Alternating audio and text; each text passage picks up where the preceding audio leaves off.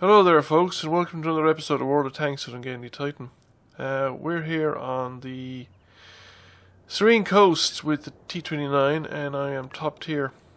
Now normally I am a fan of going more or less directly in the general direction of the cap circle in an encounter mode.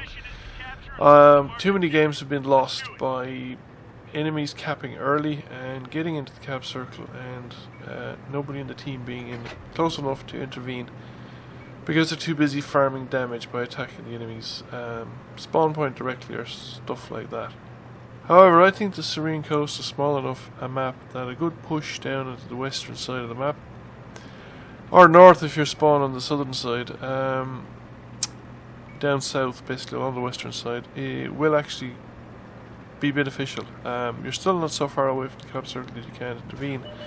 And one of the things about the Serene Coast cap circle is that the area around the Serene Coast cap circle is quite restricted.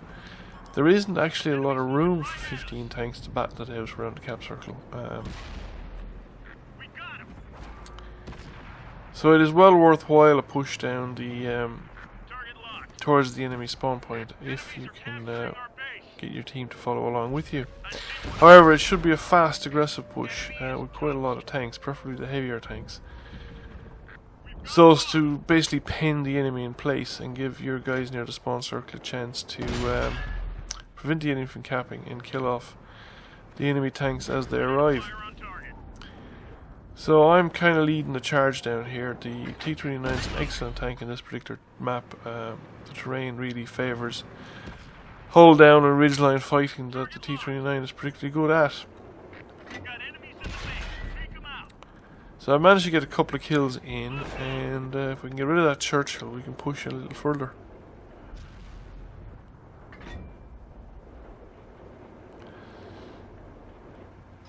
So we try a blind shot and we get away with it, and we've guessed right. So I'm now going to push pretty aggressively, far south as I can,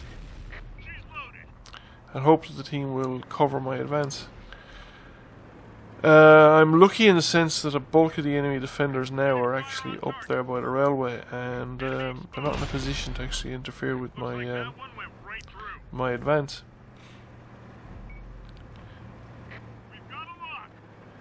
So now if I stick to the low ground, that the VK is being forced away from his location, if I stick to the low ground, I can now get onto the flanks of these guys here in front of the railway and dig them out from their entrenched position. As you can see from the positions that I've taken, I've actually picked up quite a lot of scouting ribbons as well as direct damage.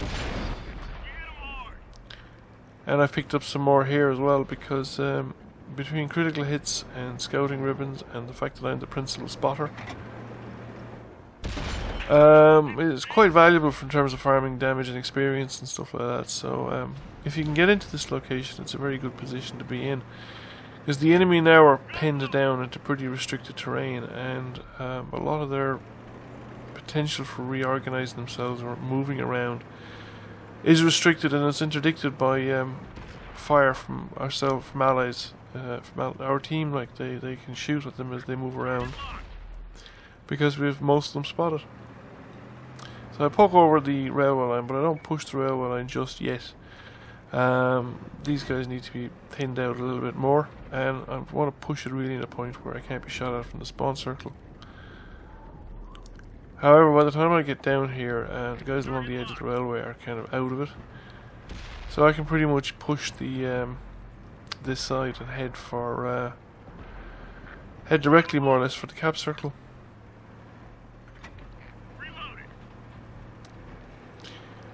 While the enemy have gained a local advantage in the cap circle area, there aren't many of our defenders left. Not that there's many, well, there wasn't many of the enemy to begin with, but they have pushed across the river.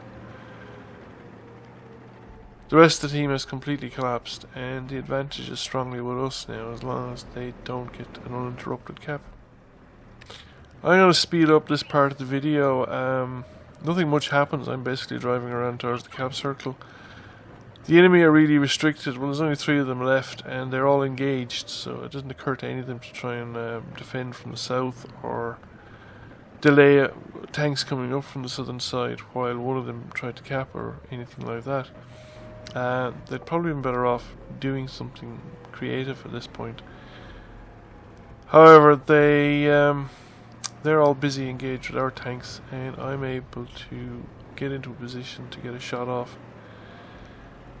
I think without them really realizing that I was here at the time. So I fire on the move, get the shot off.